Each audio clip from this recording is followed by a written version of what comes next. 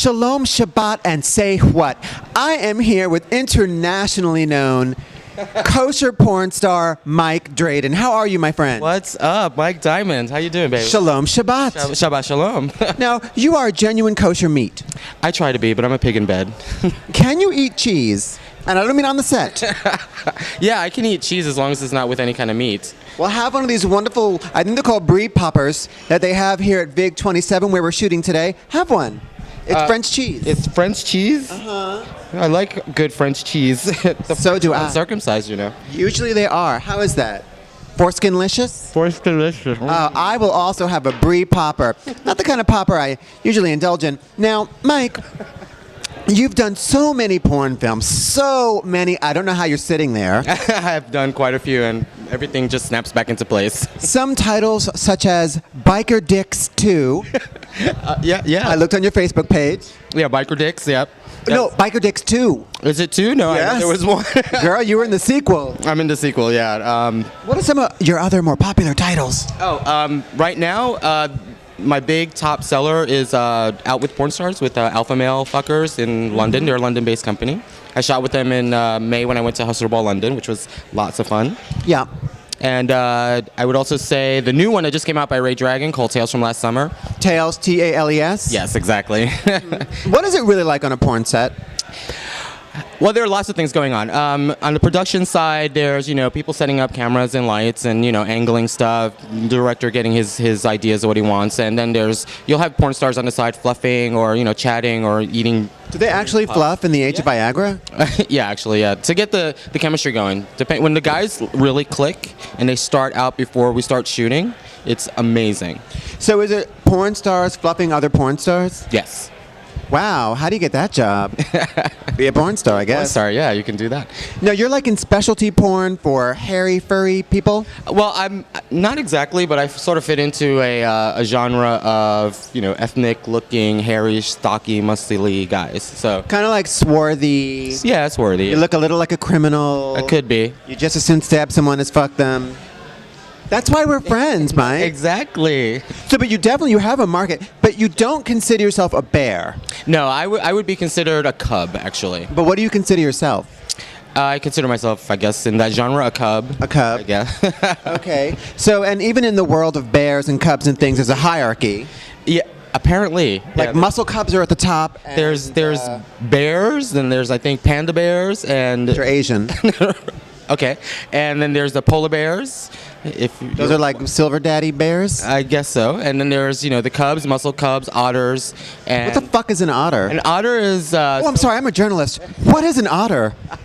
An otter is someone who's more on the twink side, but very hairy and scruffy. Just a hairy, skinny young bitch. And the ferrets. They're ferrets. They're ferrets. Yeah, I just made that up. This is making me hate animals. I love animals. PETA loves us. Now, how did you end up as a porn performer? I don't mean end up in a bad way. I mean, how did you ascend to that? Yes. Totally by accident. I was go-go dancing. Whoops, fell on a dick. Fell on it. Wow. Totally, yeah. That I used to go dance a lot Yep. here in New York, and I was performing at the 2007 Gay Erotic Expo at the Puck Building, and the booth I was at the Butch Bear booth, and next to us was What were you doing there? with Butch? I was with Torres. Yes, go on, I'm sorry. I'm Butch.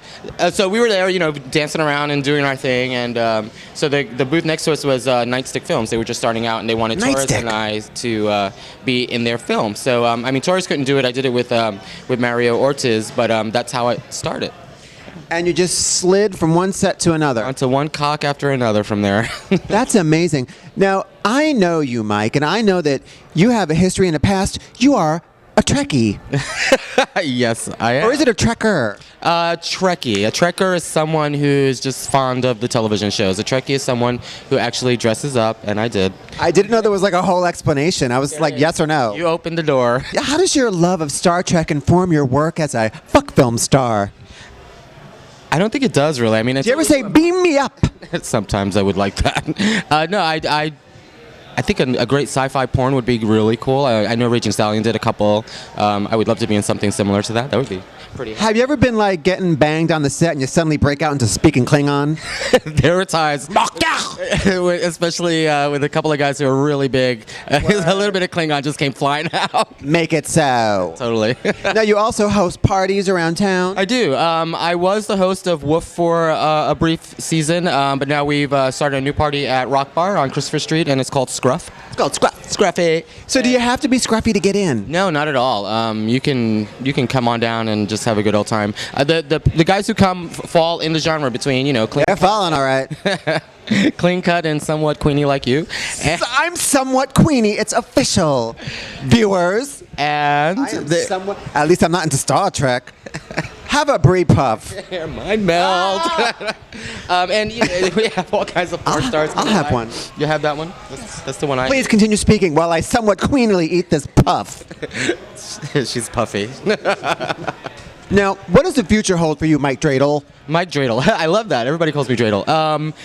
Right now, I've been doing a lot of production work with whoever will hire me. I'm planning my own gigs now and doing my own thing. My website will launch at the beginning of the new year, hopefully around my birthday in March. It'll be really nice. And then the online content will follow in the summer. And you're turning 41. I am turning 41. And I know I can say that publicly because you're very public with your age. I'm very proud to. You're a fool. I You got a shelf life now. No, not really. I'm just very proud that I've been blessed with good genes, and I'm, at this age, 40, the new face of 40. Linda Evans was the new age of face 50. of 40. Back in the 50s. Day, yeah. That Right. crazy bitch. She camped out on someone's lawn waiting for the mothership to land. Did you know that? No, I didn't hear that. She's fucking crazy. Her dynasty is insanity. Totally. Oh, good Lord. But I'm just really proud of my age, and I try to keep fit. And I think that anyone in my age or this age range who wants to get into adult film, there is a place for you. And Well, you know what? I have a place for you. What advice would you give to the younglings out there who are thinking, hey, I want to get fucked on camera too? Well, in all seriousness, this is something really important. The porn industry is Get paid up front. It is a business. If you're 23 and you're not sure what you want to do with your life yet, take your time and really consider it. If you're at my age and you've had every job you could possibly do or had a career in corporate America and you're ready to take that step and not worried about the ramifications, if there are any, go for it. But if you're young, take your time because it'll always be there. It'll always be there. Think about your education. Think about what your passion is because it's not for everyone.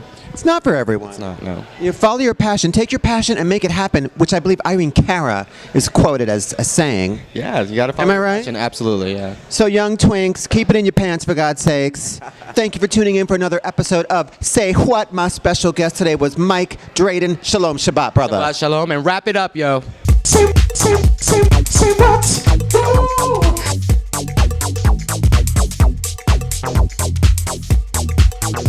Say what?